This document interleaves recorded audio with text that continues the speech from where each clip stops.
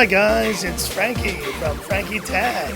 Good to see you guys again, and I'm here to share my review, and in fact, my final review on this Google Pixel 6. And I want to explain to you guys why it is I've come to the decision to return this Pixel 6, or basically to sell it back. You know what? This is a terrific phone in many ways, but this also is a phone that has let me down in many ways. Now, just to explain, guys, I've been a long time Google Nexus and Pixel user. I've actually used phones from the Nexus S, the Galaxy Nexus, all the way through the Pixel 1, the 2 XL, the 3, the 4. I've used them all. And I feel this year, the Pixel series was so hyped up, you just could not help but get caught in that hype for this release. When it was finally released, you know, Team Pixel did that thing. It was almost considered, and in many circles I know it's still considered, the best phone release, Android phone release, maybe the best phone ever released this year. But I do beg to differ, guys. I do think this is a very good phone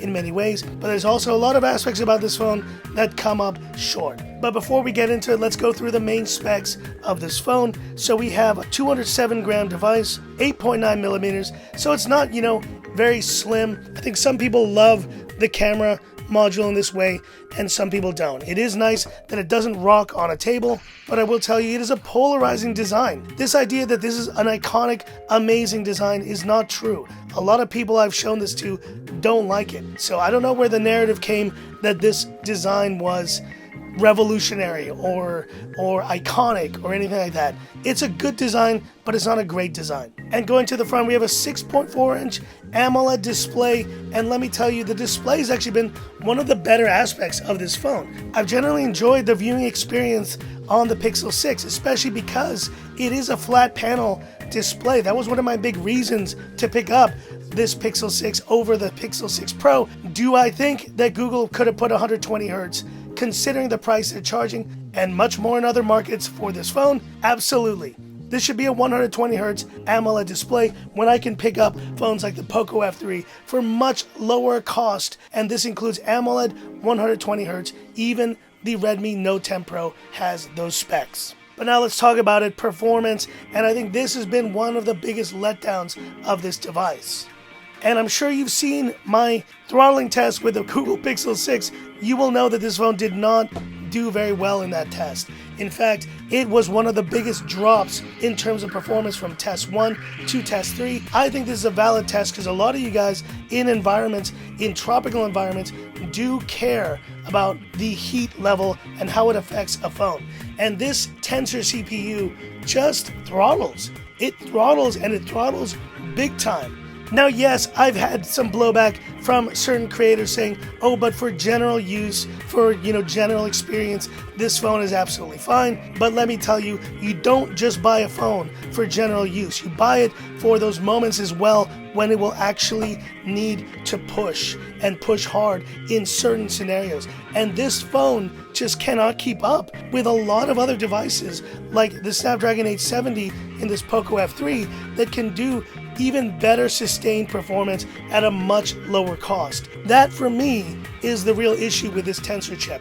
I know it will probably get better in future updates, but for now, this is an overheating Samsung Exynos style CPU that just doesn't cut it at its price point. Now, one of the biggest points of contention with this phone has been the software update to Android 12. And you see, of course, you do have a lot of new looks to this device. I think a lot of people have complained about the buttons being too large and all the touch points just being a little bit too just kind of out of reach. Everything has gotten stretched out a bit, and I think that for some people, they're missing the old stock Android type of launcher. If this was something Google could turn back on, I think I would actually switch back to it too. I do like the visual appearance of Material U, and I do think that in many ways, what the heck happened there?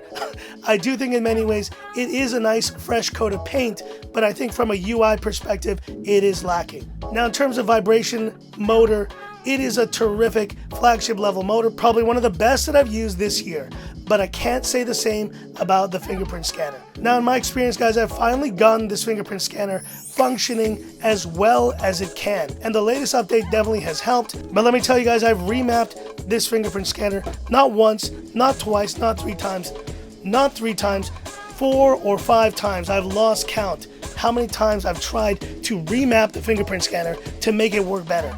It just does not work as well as a lot of the other phones that I've used at much lower price points.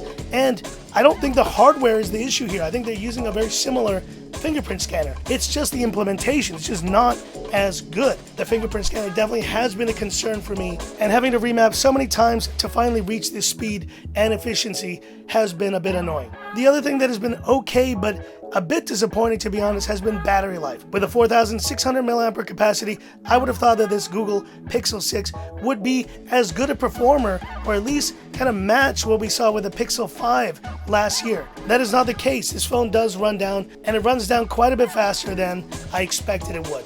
I'm typically getting around 3 to 4, maybe 4.5 hours of screen on time if I'm lucky, but that's the problem. When you compare it to the competition, to what I'm getting with my iPhone 13 Pro Max, to even phones like the Xiaomi Mi 11 Ultra, whose battery life is not even that good, but this still gets me 5 hours, maybe even 6 hours of screen on time. I think this is one area where a lot of users, not reviewers, not Team Pixel, users, once they actually started getting to use their phone on 5G and in other use case scenarios, that they ran into the battery limitations of these phones. I can only speak to the Pixel 6, but I think the 6 Pro, because of that 2K display, has also had issues. So battery life has also been an underwhelming point. But it's not all negatives, and this has been one of the positive examples of this device. The dual speaker system on the Pixel 6 is fantastic. It has definitely been one of the most consistent aspects of this phone. I give this a 9 out of 10 in terms of speaker quality on the Pixel 6. And of course, the real reason why you would pick up this phone is the camera. With that 50 megapixel main GN1 sensor, and of course on the Pixel 6 we do have the ultra wide, which is kind of an afterthought to be honest. The main camera is the real deal here. It's excellent, no denying it guys. It is an excellent camera, super fast shutter, and I would say of all the flagship specs that this phone tried to offer, this is the one area where this is truly a flagship. Camera quality, even the video has impressed me and has gotten a lot better from previous generations of this series. I would tell you guys, this would be the one main reason why I would wish to keep this phone, because of the cameras. However, I do think for testing purposes, picking up this Pixel 6 was probably not the right choice, because the ultra wide is so underwhelming in terms of its performance that the additional telephoto really would have made more sense in the 6 Pro than just picking up this Pixel 6. But all things considered, the camera has been excellent. It has performed very close to the level of the other champs on the channel, and I would say if you're gonna pick this up for one reason alone, it's gonna be camera. And so that's it for this video guys, and my final verdict here on Pixel 6 and explaining why it is that this is going back. It's gotta be the full package here guys. Look, when you look at the design, the display, all of these elements, there's a lot to like here. This is a very good product, but it is not a great product, and it is definitely not one of the best phones of 2021. It's amazing to see how many reviewers are pretty much hailing this a revolution, when the reality is this is a solid but flawed flagship, entry-level flagship in the Pixel 6 and upper-level flagship in the 6 Pro.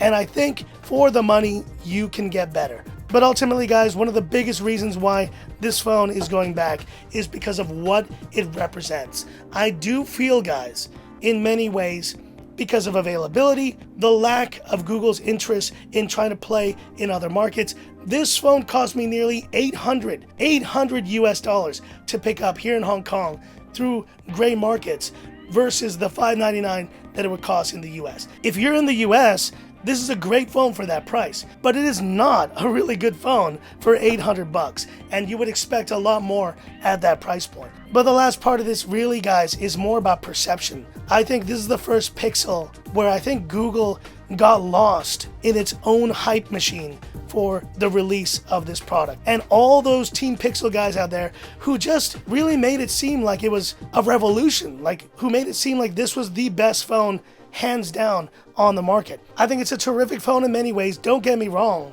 but there are better phones out there. I mean, I can name a few already. The Mi 11 Ultra, yeah, it's cheaper, but you know what? I think a Mi 11 provides even more value than this phone for now a lower price. You have phones like the Poco F3 that are providing just tremendous value and even better specs next to this Pixel 6. And last but not least, for you guys in the States who say, well, we don't have those phones available on our market, so this is the best phone available for us.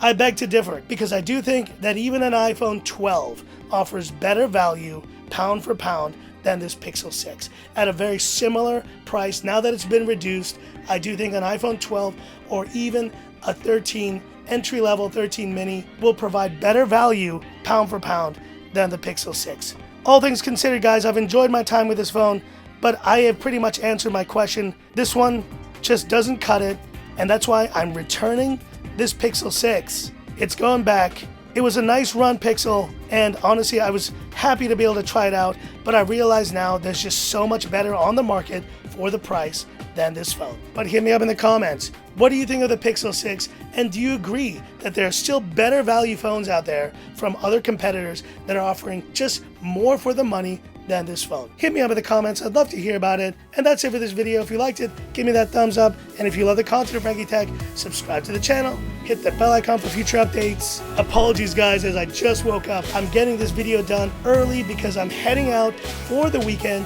for a beautiful camping weekend. Should be a fun time. And if I do have some time, I'll be sending a greeting from the camping grounds itself. Hope to see you guys very soon. And this is where I leave you by saying, this is Frankie Tech signing off. Have a good one. Pixel 6. You're good, but you're not great.